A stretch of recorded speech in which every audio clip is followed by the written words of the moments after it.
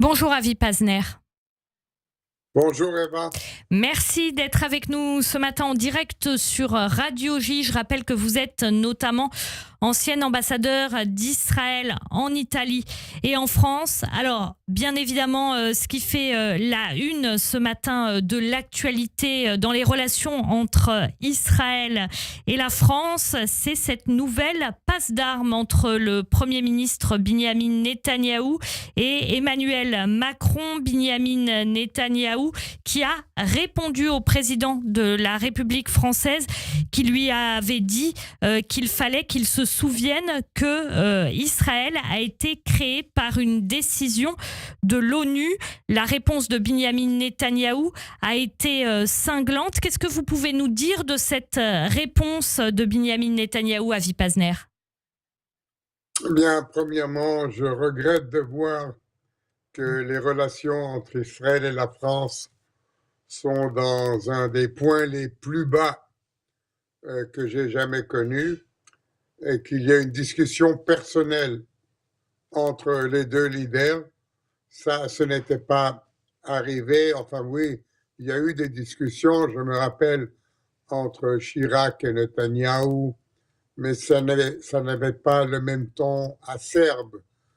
Et là, je crois que Emmanuel Macron a déclenché, il y a une semaine de cela, cette phase de l'histoire des relations entre Israël et la France en appelant un boycott, un embargo contre Israël. C'est venu comme une surprise totale en Israël. Il faut rappeler Avi Pazner, Emmanuel Macron a appelé à ne plus fournir d'armes à Israël, d'armes qui pouvaient servir contre le Hamas, en tout cas dans la bande de Gaza. Oui, bien, il y avait aussi ajouté une phrase pour qu'Israël ne fasse pas au Liban ce qu'il a fait à Gaza. Et donc maintenant, nous avons des opérations au Liban qui sont essentielles pour notre sécurité. Je ne sais pas si vous, en France, avez vu les films de ce que nous avons découvert de l'autre côté de la frontière libanaise. Les fortifications, les tunnels, tout ce que le Hezbollah préparait pour envahir la Galilée.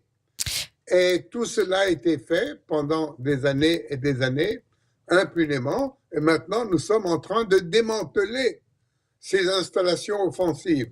Donc, si vous appelez à placer un embargo d'armes sur Israël, vous essayez justement d'avoir une situation où Israël ne peut pas et ne pourra pas faire un travail qui est essentiel à sa sécurité. Et c'est ça la base. Est-ce qu'il y a, après on reviendra à la passe d'armes entre Binyamin Netanyahou et Emmanuel Macron, est-ce qu'il y a dans ce que dit Emmanuel Macron à Israël, notamment depuis le début de l'opération au Liban, une sorte de conflit d'intérêts, j'ai envie de dire, diplomatique, c'est-à-dire que la France est l'ancien pays qui a colonisé le Liban et la France veut avoir un rôle dans la région au Moyen-Orient. Elle va bientôt organiser une conférence sur le Liban. À votre avis, est-ce que c'est ça qui cause les déclarations d'Emmanuel Macron, Avi Pazner? Ça peut être un des problèmes, mais là, je crois qu'Emmanuel Macron vit encore dans les années 30 et 40 du siècle dernier, alors que le Liban était un protectorat français. Et c'était un pays où on parlait français, où une minorité chrétienne dirigeait le pays, très pro-française. Ce n'est pas le même Liban aujourd'hui, Eva. Ce n'est pas le même Liban. Aujourd'hui, le Liban, c'est un pays qui est aux mains du Hezbollah, littéralement. Un pays qui est devenu un pays dangereux pour Israël, où la France ne pourrait pas se reconnaître. Et c'est vrai qu'il y a peut-être des raisons sentimentales ou historiques que la France se sent encore responsable pour ce qui se passe au Liban, mais on n'en est plus là. Et là, il y a une erreur historique de la part d'Emmanuel Macron. Une erreur historique, dites-vous? Absolument, absolument. Il croit encore que la France a un rôle à jouer au Liban. Et la France, malheureusement, a prouvé depuis des années, des années, des années que son influence au Liban était extrêmement réduite, extrêmement réduite. Elle est réduite à de bonnes relations avec la communauté maronite chrétienne de la France. C'est bien, mais c'est même pas 20% de la population du Liban.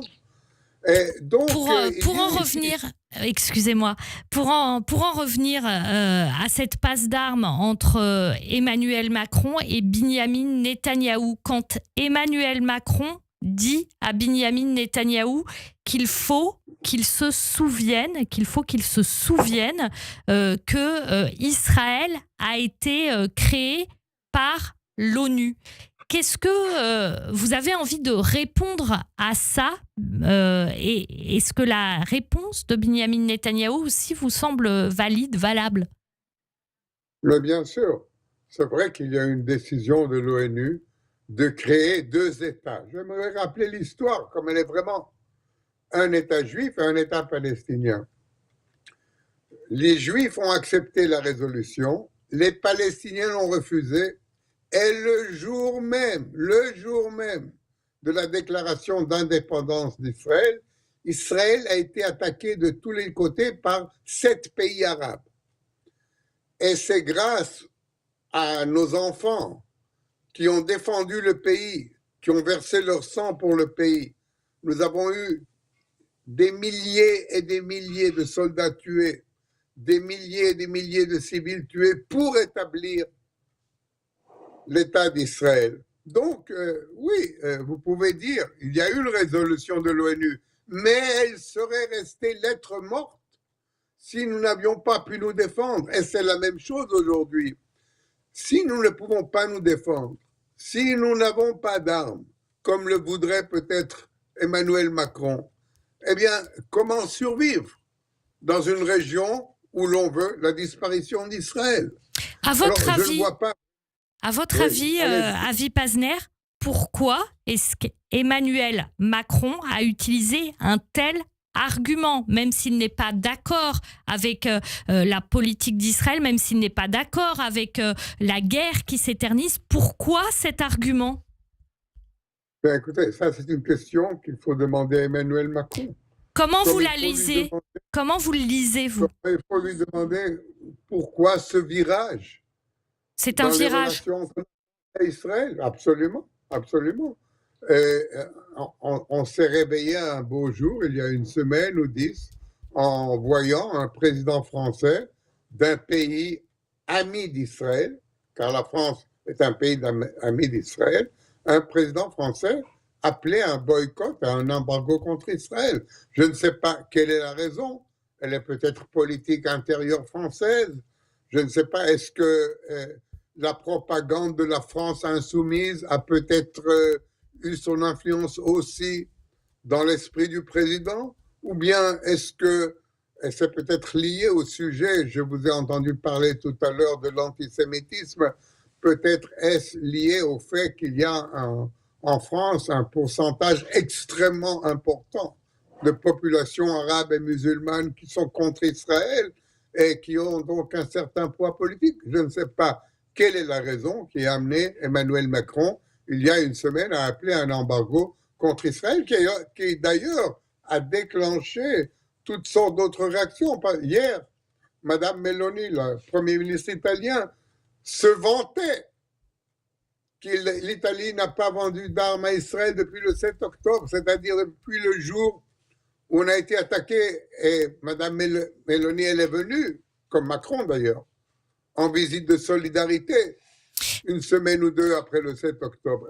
Et aujourd'hui, on se vante, oui, nous ne vendons pas d'armes à Israël. Eh bien, c'est Emmanuel Macron qui a déclenché cette cacophonie d'embargo contre Israël.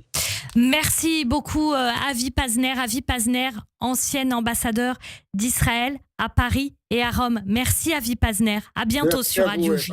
Merci. Merci. Radio J.